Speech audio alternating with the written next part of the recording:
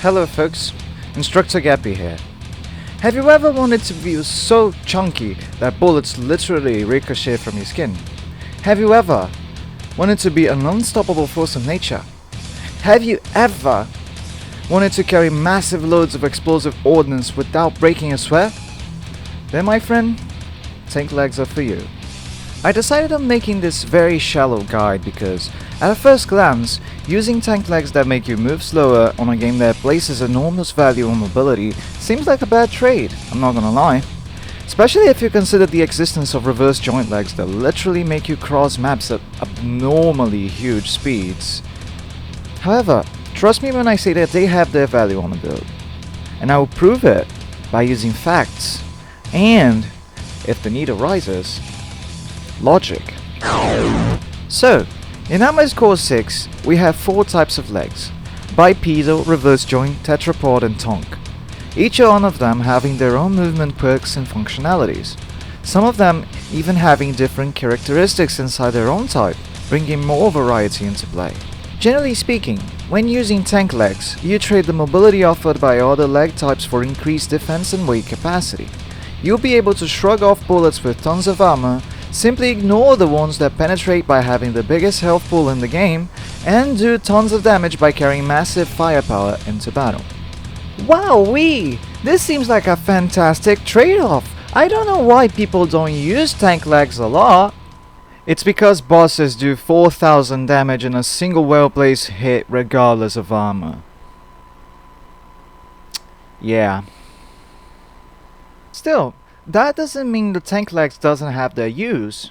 And, as a professional tank leg defender, I have to make sure that everyone knows what each type of tank leg does. So I'll just fucking explain each one of them. And let's go. This right here is the quintessential tank tread. The bread and butter. When you think about tank mechs, you think about the LG-022T Bornemissza. This bad boy right here will turn your mech into an absolute brick, boasting the highest defensive stats of any leg part in the entire game. It is also the heaviest. That information seems unimportant right now, but trust me, it will be. So, given the information I just gave you, you'd think the Bornemissza would encourage a very defensive, turtle-like playstyle with careful positioning since there's less mobility, right? Wrong. You dumb bitch. You absolute buffoon. The Bornemissza requires the most aggressive playstyle in the entire game for it to be used in its full potential. Remember when I said it had the highest weight of all leg parts? That's important information because you'll be using all that weight to do this.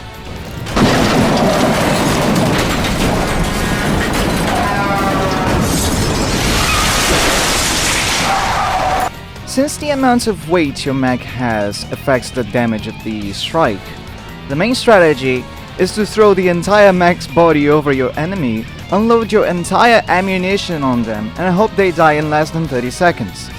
The massive defensive stats are there to help you survive the first wave of bullets, lasers and bombs that come your way. However, depending on what boss you're fighting, the damage mitigation won't help against the second wave of attacks, so you better make sure that thing is decommissioned before it starts attacking again. This playstyle is for people that want to see something on the ground, buried 6 feet deep in extremely quick amounts of time. That's pretty much it. Pack the heaviest firepower you can get, and go make the God Emperor proud, you soon-to-be corpse starch.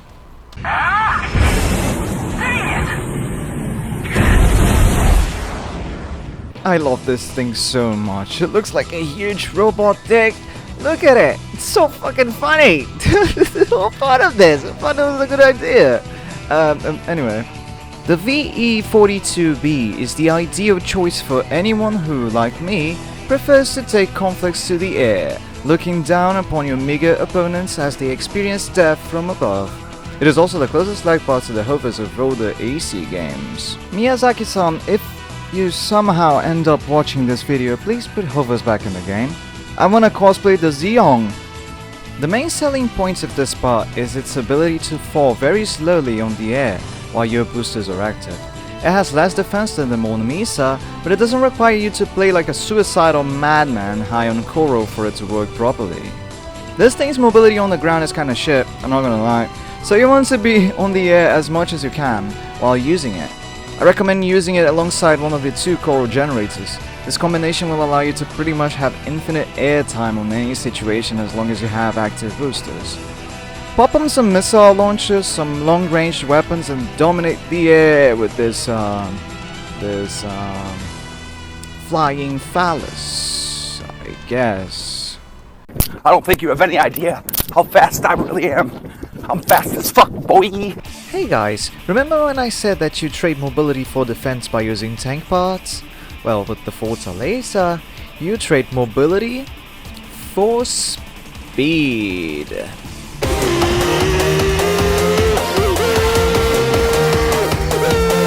This thing is the one I see most people use, and I get why. This part promises you speed and it delivers, all the while providing you a decent weight capacity in order to carry big guns into the fray. I think it's kinda weird when you think about a lightweight tank, but in this case, it works wonderfully. Of course, it suffers from the mobility problems that come with using tank parts, like the slower turning speed and whatnot, but it more than makes up for it with the forward movement. However, it's worth mentioning that the Fortaleza is the worst part of its kind in terms of defense. Playing it to its full potential requires you to remain zippy constantly, keeping the pressure on your opponent while in movement. Stop moving for a single second and you're out of commission as fast as this thing's movement speed. So yeah, I guess that's all I had to say really. This was in no way, shape or form an in-depth guide, because I don't know the maps, I don't know the specifics. But like, I really like tank parts and I really think people should actually try them. Maybe put them on the build, see what works and what doesn't. Like, some of the best fun you can have in Armored Core is just trying new things. Like, things that you normally wouldn't play, right? And yeah, if you like this whole thing, just consider subscribing and liking this video. It really helps me turn this whole shebang into a actual career. And yeah, I'll be staying right here for today. Thank you all so much for watching, and remember kids, no mercy for the PCA.